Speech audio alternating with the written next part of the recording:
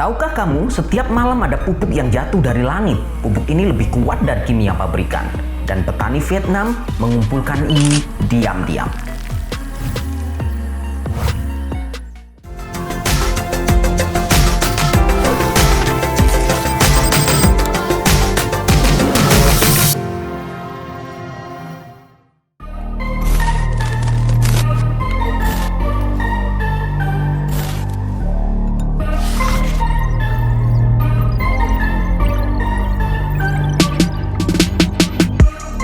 Mereka tidak membeli pupuk, mereka membangun sistem. Saat malam tiba, kelelawar keluar berburu hama di atas lahan dan meninggalkan sesuatu yang sering dianggap kotor.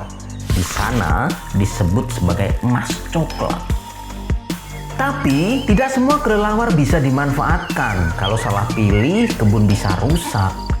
Tapi kalau tepat, hama hilang dan pupuk datang setiap malam. Petani Vietnam memahami ini. Mereka memilih kelelawar pemakan serangga yang bekerja tanpa suara di kegelapan dan meninggalkan guano. Disitulah sistem terbentuk, bukan sekedar pupuk tapi ekosistem yang hidup. Karena kekuatan utama guano bukan hanya pada nitrogen, fosfor, dan kalium. Di dalamnya ada kehidupan, ada bakteri pengurai yang mengubah bahan organik menjadi nutrisi. Ada bakteri pelarut fosfat yang membuka unsur yang terkunci di tanah. Ada bakteri penambat nitrogen yang menambah kesuburan secara alami. Ada aktinomiset dan jamur menguntungkan yang memperbaiki struktur tanah dan membantu akar menyerap nutrisi lebih efektif.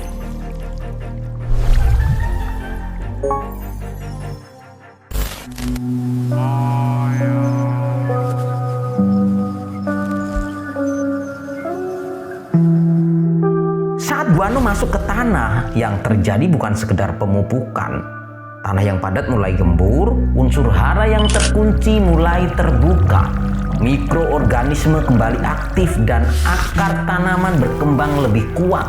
Tanah mulai hidup kembali.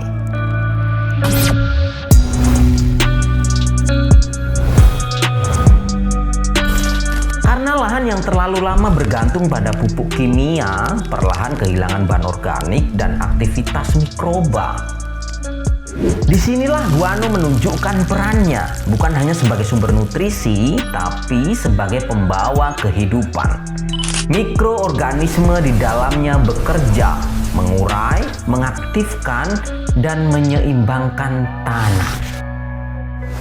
Bahkan di iklim tropis, guano mampu bekerja cepat seperti pupuk mineral, namun tetap menjaga keseimbangan alami tanah. Artinya, yang terjadi bukan sekedar menambah unsur hara, tapi menghidupkan kembali sistem tanah itu sendiri.